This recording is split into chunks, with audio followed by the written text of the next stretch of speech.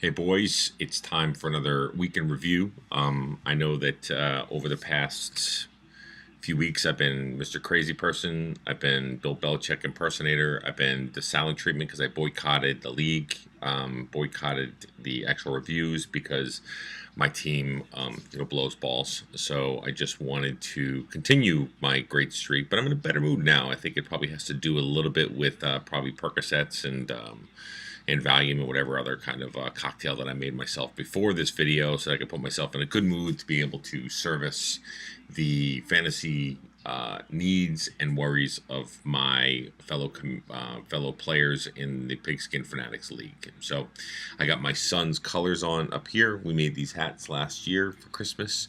Puts me in a little bit better of a mood.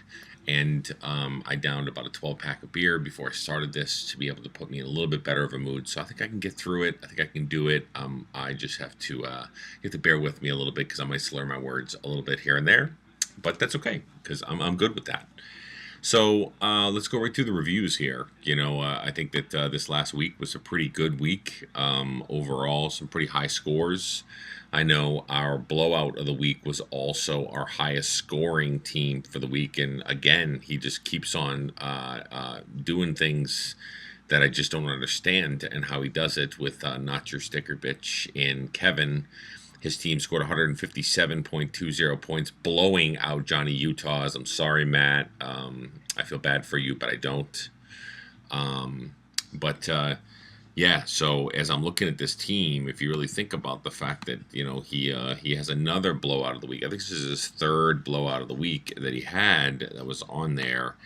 It's pretty amazing what he's doing with who he has. I mean, with everybody from Danny Woodhead to Kyrie Robinson to T.Y. Hilton and Steve Smith and Russell Wilson. And I just, smoke and mirrors again, we're talking here, right? So we talk about smoke and mirrors with Do Your Job, who has also, I'll talk about in a few moments, has fallen off of the pedestal and fallen into the doldrums of where I live.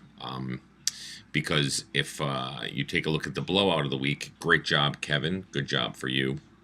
The least scoring team of the week was the one and only, the Supreme Deflate These Nuts. Myself, my team was put up a pretty stellar performance of 79.88 points and still only lost by about 20 points to the Big Blue Wrecking Crew. So we have a log jam down in the 2 and 5 sections with Bell's Bashers, Big Blue Wrecking Crew, Foster Blues, Deflate These Nuts, all of us going up against each other this last week, so it kind of evened everything out. Carolina's also in that bunch. So is Turd Ferguson. So we have 1, 2, 3, 4, 5, 6 teams in the 2 and 5 record. Yeah, that pretty much sucks ass. So that's pretty bad, right? And then to round the top spot off to be the undefeated that just wins with the game of the week is Boat Drinks beating Luck, Hope, and Prayer. Marty, if at any time I ever looked at you to say, can you go ahead and pull a victory out, it would have been this week, right? You put a 131 spot on the board, but then the brain trusts of the Welch brothers and dad all come together to be able to put together this nice little team that they've got going. I don't think it's necessarily smoke and mirrors. I do think that this is a pretty good team, but you never know what happens in the playoffs anyway. So Boat Drinks brings their record to 7-0 against Luck, Hope, and a Prayer. So, Marty, I think, I'm sorry. I'm sorry that I have to do this to you, but I'm going to throw you under the proverbial guy that gets thrown under the bus just because of the simple fact that you also failed to do and perform and deliver against the number one team in the league. Valiant effort, but just not so much. Boat Drinks, you keep on trucking, right? You're 7-0. There's not really much else you can do about that except for the fact that, pretty much, lick my my nuts to everybody on the whole entire league. So, pretty much across the board. Next closest team really is going to be between two teams. You got Do Your Job and Elevator Knockout, who both went against each other this last week. Elevator Knockout bumped himself up to the 5-2 record, and Do Your Job bounced himself down to the 5-2 record. And then 1.21 gigawatts lost to Sexy Sandwich, which bounced him down to the 5-2 record. So a log jam in second place with a 5-2s, but you're pretty much looking at a lock for some playoff time if you can win one or two more games. Sexy Sandwich, good job on your end. You pulled it off against 1.21 gigawatts. So Scotty, 3-4 record. You're right in the middle of the pack. You have a chance to be able to pick it up or put it down. 3 years ago, I think you were tops of the tops, and Bells, you were tops of the tops last year, and both of your combined records are 5 and 9. So it just goes to show you can't do this as often back to back like I did back in the day, just to go and promote myself and show that I won 2 years in a row. But have come in consistently near last place, or if not near, bounced out of the playoffs first round, or just on the skirts of it for maybe 17 years in a row. So it's around that good consistency, bad consistency. I'll take consistency nonetheless. So, like I said, the game of the week was Boat Drinks and Luck, Hope, and a Prayer. Blowout of the week was Not Your Sticker Bitch. Another close call, which was surprising. I pretty much almost fell over when I was coming over, taking a look at the numbers for this last week when I looked at the Foster Blues. Doing it also with players that I have no idea how he scored 144.39 points, both with Des Bryant and Tony Romo on the bench, on the shelf. But hey, you know what, Rick? You do what you got to do, man, right? Brings you to 2-5. You and Eric are both, scored really high this last week, but we'll see what happens this next week around. So, like I said, first place 7-0, three-way tie for second place. 4-3 were three teams with Not Your Sticker, Johnny Utah's, and Luck, Hope, and a Prayer. And then the rest of the team just pretty much sucks ass. So as you go all the way down, like myself, we've got some pretty bad records going on in this league. So other than that, I think that if you really look at the overall scheme of things and how the league's going, it's still a fun league. You guys are looking forward to the videos from what I hear from everybody.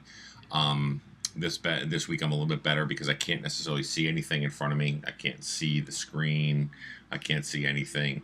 Maybe this next week we might be able to do a little bit of Halloween action, even though the video is probably gonna take place after Halloween. Might throw something together to be able to bring my review to the masses wearing some sort of stupid outfit, or maybe not. Who knows? It depends on what kind of mood I'm in. So if I wake up in the morning and I feel like there's fantasy despair, I'm going to look at you all and say, suck it. Or if I wake up and I go, hey, I'm in kind of a good mood. As a commissioner, I make the rules. And the way that it goes is, the rule is I decide how it goes, just like Goodell's doing right now with Tom Brady, and deciding that he's going to continue to push forward with the appeal and basically say, we have no evidence on you, but by the way, I'm going to go ahead and screw you and still bring you into the appellate courts. And then, by the way, also let Greg Hardy just kind of scoot right in there to the Dallas Cowboys and have Jerry Jones looking up going, Greg Hardy is a leader on this team. I think he needs to do a really good job, and he's somebody that we really support on the team, and I want my glory hole, right? You got all these different things that are going on in the league, and Goodell looks at the fact that people like Adrian Peterson, people like Greg Hardy, these crooks and criminals and people that beat their kids, all this stuff, but he's going after Tom Brady, who unknowingly or was generally aware of some puffing of some air out of the balls that are there. That's just interesting. So I know everybody's sick of hearing about Deflategate, including myself, but I had to bring it up because it kind of got me all fired up as I was on the road for work today, and I listened to WEEI and the radio stations talking about the BS that's going on right now.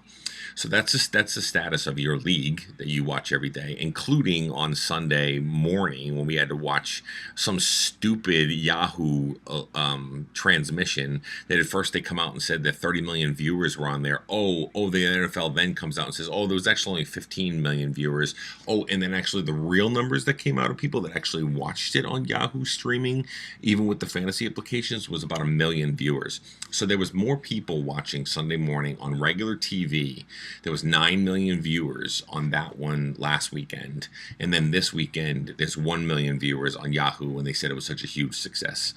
Roger Goodell is a buffoon, a boob, and an ass. I'm just saying. Everybody has to agree with that, even if you're not a Patriots fan. So, all right, guys, that's it for this week.